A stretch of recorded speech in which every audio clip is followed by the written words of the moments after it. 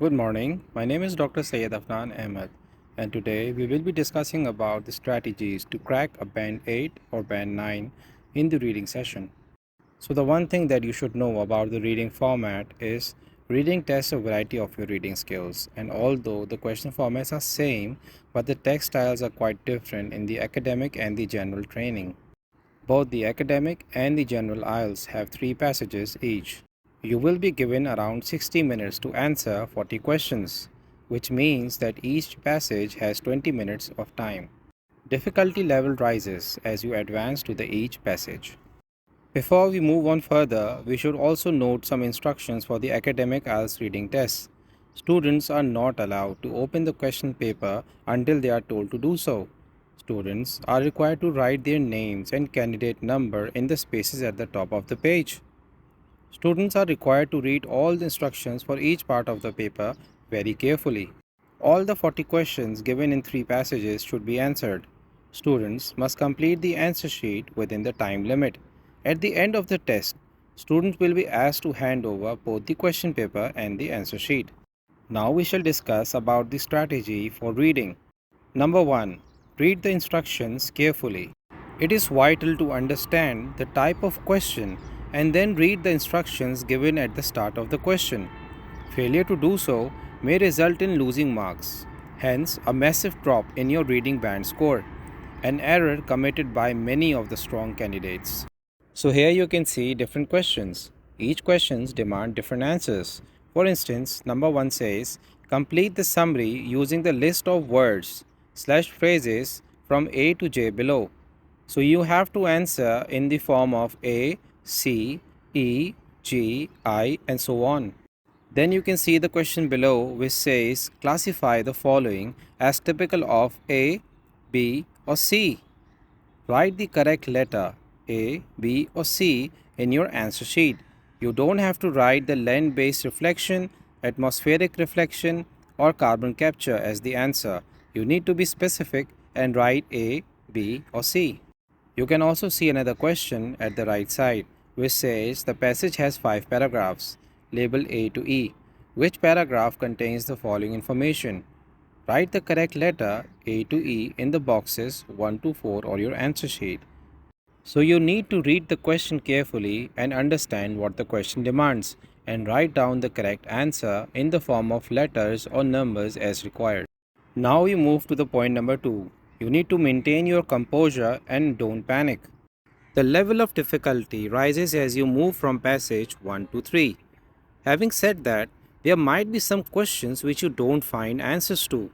The best step is to spend some time over it, think about it, but if you are unable to solve it, then move to the next question, as all the questions carry same marks. You can always return back and answer the question. You must stay calm and keep your nerves under control. Accepting that you are probably not going to get all the questions correct might help you control your nerves and timing on the test day. Remember, there are no negative markings, hence, solve all the questions anyway. Point number 3. Don't expect to understand every word. What I mean is, if you don't understand a word in the test, you should look at the words and the sentences around it for the clues and its meaning. Alternatively, you can move on and forget about it. Focus on the words that are related to the question and don't worry about the words you don't understand. Always remember, you just have to find the answer to the question. Finding the meaning of each and every word is better when you are practicing at home. At the exam day, you have to stay focused and be on the point.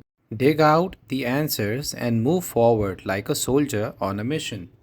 Point number 4. It's really a vocabulary test. In many ways, IELTS reading is more of a vocabulary test than just merely a reading test.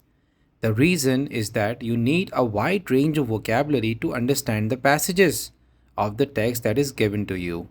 You must also be aware of all the type of synonyms and paraphrasing if you wish to identify the information required to answer the question correctly.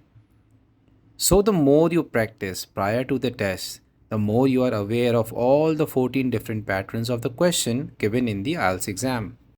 Point number 5. Timing is the key. You will have just 1 hour to complete 40 questions, so you must use your time wisely. I advise my students to manage Passage 1 in 15 minutes, Passage 2 in 20 minutes, and Passage 3, which is the most difficult one, in 25 minutes. This allows them to solve 3 passages in a calm and a composed manner, and it also gives them chance to score maximum on the test day. Do make a habit to copy your answers directly to the answer sheet, as you may not get enough time in the end, which sometimes is the biggest blunder of all. So there are 14 different type of questions in the reading module. Number 1, matching the headings. Number 2, matching information. Number 3, multiple choice questions. Number 4, true, false, not given. Number 5, summary completion. Number 6, diagram label completion. Number 7, identifying a writer's view claims. Yes, no, not given. Number 8, matching features. Number 9, matching sentence endings. Number 10, sentence completion.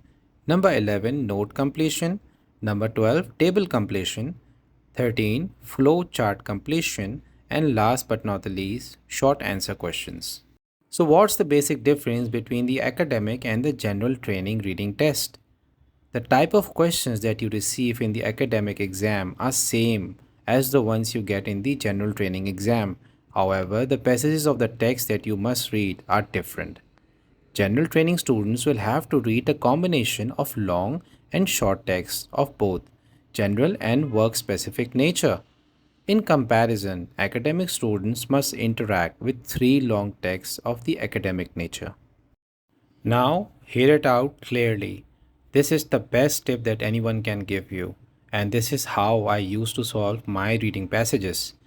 I used to at once switch to passage 1, read the main headings to understand what topic we are dealing with. Then I used to at once switch to the questions. My aim was to solve lengthier questions at first, like matching the headings, matching information. On the same time, I used to mark, that is, I used to skim and read key points of the question just to make me understand what the answer should I be looking for. This strategy used to allow me to read the major chunks of the passage while finding the answer, while simultaneously I used to mark the keywords in the passage as well. This could help me locate other answers as well. Once I was done with the major questions, I used to look for the other lengthier questions like multiple choice questions. If they were given, I used to again mark the key points within the question and then locate those in the passage. Finally, shifting to the true, false, not given, or fill in the blanks shorter questions and solving those in the last. These aforementioned steps would automatically allow me to skim and read the whole passage at once in search of the answer. The strategy of reading the text first and then finding the answers usually don't suit a lot of people and hence they lose a lot of valuable time. My suggestion is to follow the advice I have given you guys and see if it works out for you. It did for me and allowed me to score a band of 8.5.